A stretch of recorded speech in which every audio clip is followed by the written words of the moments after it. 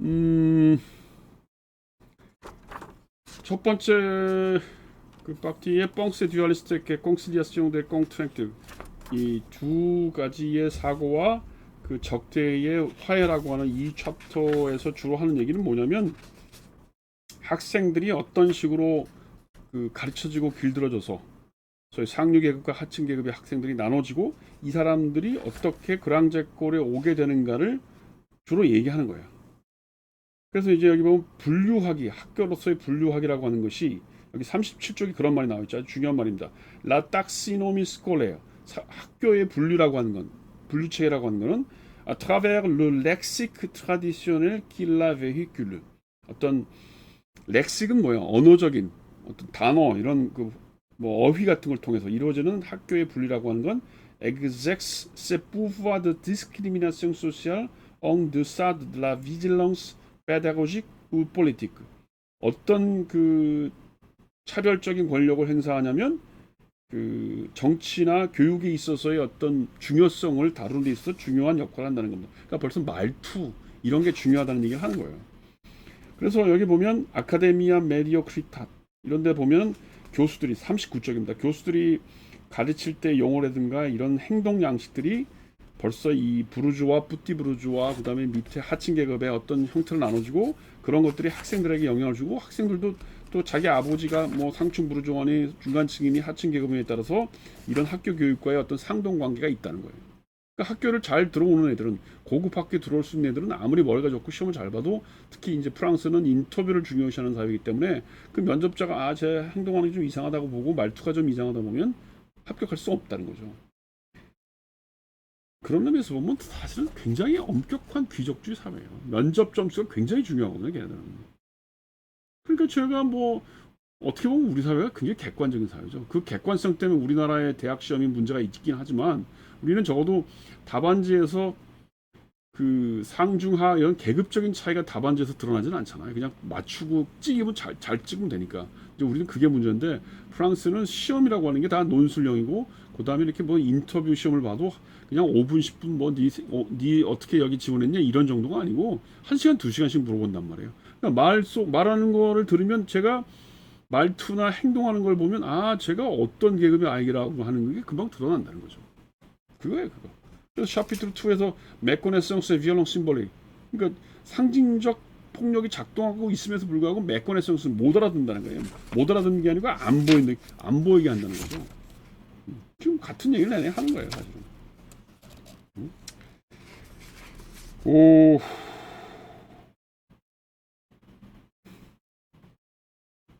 80쪽을 잠깐 읽고 갑시다. Institution scolaire 이 어떤 교육의 제도라고 하는 건 puis fonctionne 어떻게 작동하냐면 comme une immense machine cognitive 아주 그 거대한 머신 코그니티브 그게 뭐예요?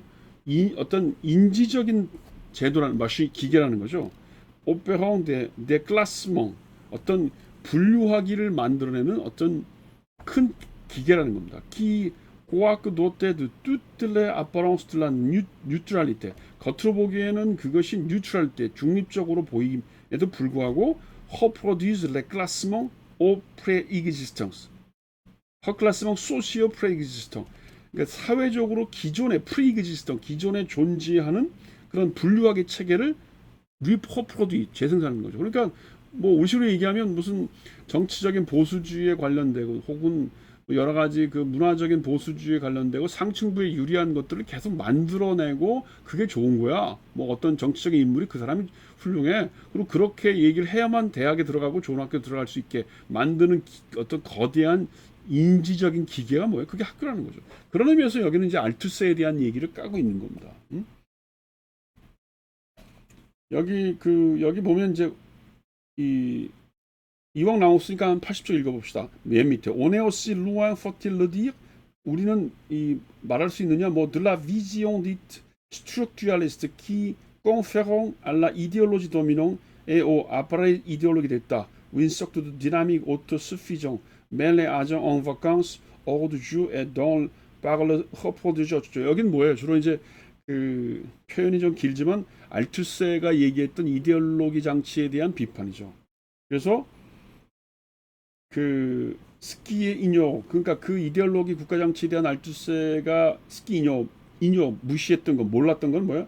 C'est la logique réelle des pratiques qui se définit dans la relation entre les habitus individualistes biologiques, socialement structurés, et les structures objectives héritées de l'histoire dans les actes de la classement que les professeurs produisent quotidiennement présentent une réalisation exemplaire. 아, 미안합니다. 내가 불어 하도 오래간만에 읽었더니 발음이 안 돼. 알투세가 보지 못했던 건 뭐예요? 프라티크의 어떤 현실적인 행동 양식이라는 거예요. 그 행동 양식, 프라티크 행동 양식이 뭐예요? 아비투스와, 그렇죠? 맨날 엉투 아비투스와, 그 다음에 뭐예요? 에데 스트럭트 오브젝티브, 어떤 객관화된 구조, 아비투스와 객관화된 구조. 근데 아비투스는 그러니까 뭐예요? 개인적인 거죠. 그 다음에 객관화적인 사회 구조라는 거는 역사 속에서 아니면 그 가정적으로 이렇게 유산받은 거, 그런 것들 사이에서 이루어지는데, 그런 행동이라는 게 그게 뭐예요? 일정 정도의 클라스먼, 분류하기, 사회적인 가치 체계를 분류하는 것으로 만들어지는 거예요. 근데 그걸 그 교수가 맨날 강의실에 들어가서 얘기하고 뭐 어떤 예를 드는 걸 통해서 그렇게 이루어진다는 겁니다. 그걸 듣는 사람들 입장에서는 계속해서 그걸 보고 배우고, 그게 이제 에콜노르말 시험에도 그렇게 면접에도 나오고 하니까 그렇게 익숙해진다는 겁니다. 이 82쪽에 보면 레 바리아시옹 드 로리진 소셜 데 로레아, 이게 이제 로레아라는 게 뭐야? 이게 상탄거죠. 월계관 상탄거에 대한 사회적인 계층을 쭉 조사를 했어요. 1966년부터 1988년까지. 그러면 어떻게 되는 거예요? 22년 동안에 이 에콜 노르말에 들어간 사람들 중에, 그런 학생 중에 무슨 경시대회니 무슨 상을 많이 받았을 거 아니에요. 여기 보면 뭐 이렇게 쭉 나와서 그 사람들의 오리진 소셜, 그러니까 사회 계급을 쭉 분석을 한 거예요. 이 사람이 맨날 하는 게 그거야. 그래서 프로페시옹 리베랄, 그다음에 무슨 뭐 까드로 스페리오 프로페서요, 뭐 이렇게 해서 계급적으로 그런 상을 받고 에콜 노르말에 들어온 아이들이 얼마나 되느냐, 뭐 이런 걸 사회 계급적으로 쫙 분리를 한 겁니다. 대단해요. 사실은 뭐 이런 통계 수치를 이렇게 조사하는 것도 대단하지만, 생각을 해보세요. 20년 동안에 그 통계 수치를 다 조사했단 말이에요. 그 다음에 이제 이렇게 또 막 글로 이렇게 그 어마어마한 이론을 또 풀어대요. 이게 뭐 한두 페이지도 아니고 570페이지나 글을 썼다는 거 아닙니까? 인정합시다. 대단한 사람이에요. 그러니까 보통 우리가 이제 통계 수치를 다루는 사람은 통계 수치를 거의 그냥 그걸로 끝을 내요. 그리고 뭐 마지막 결론에 무슨 뭐 어쩌고 한 페이지 쓰고 뭐 오차 범위가 어쩌고 뭐 이런 얘기하다 끝나니까, 통계 수치하는 사람들은 논문이 뭐 2, 30페이지밖에 안 돼요. 그 대신 여러 번 내니까 여러 번 할 때마다 뭐 여러 가지 자주 논문을 내긴 하죠. 그러나 이론적인 깊이는 좀 약해요. 그다음에 또 뭐 이론하는 사람들은 통계 수치를 모르니까 맨날 그 무슨 그 소위 이제 죄송합니다, 구라빠이라고 또 하려고 그러는데, 하여튼 뭐 맨날 언급되는 사람 뭐 푸커 하버마스 맨날 뭐 이론적인 얘기만 하고 뭐 현실적인 얘기를 못 하는 거죠. 근데 부르드웨는 그 두 가지를 다 해요. 근데 그게 그냥 하는 정도가 아니고 어마무시하게 하는 거예요. 그러니까 저 같은 사람 못 따라가지. 미안합니다. 여러분들은 저보다 훨씬 더 뛰어난 학문적인 능력이 있을 거라고 생각을 하니까 여러분들이 한번 따라가 보십시오. 그래서 이제 라 프로덕시옹 딘 노블레스라는 게 뭐 지난번에도 잠깐 얘기했습니다만, 이렇게 해서 이제 귀족 어떤 계급이 생긴다는 거죠. 그게 프로덕시옹이라는 게 뭐예요? 생산된다는 거죠.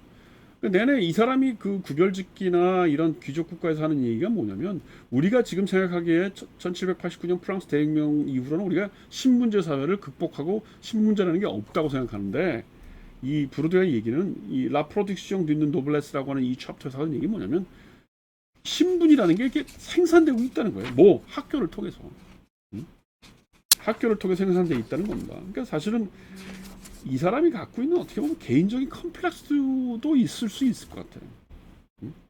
이 사람이 아주 시골 출신이거든.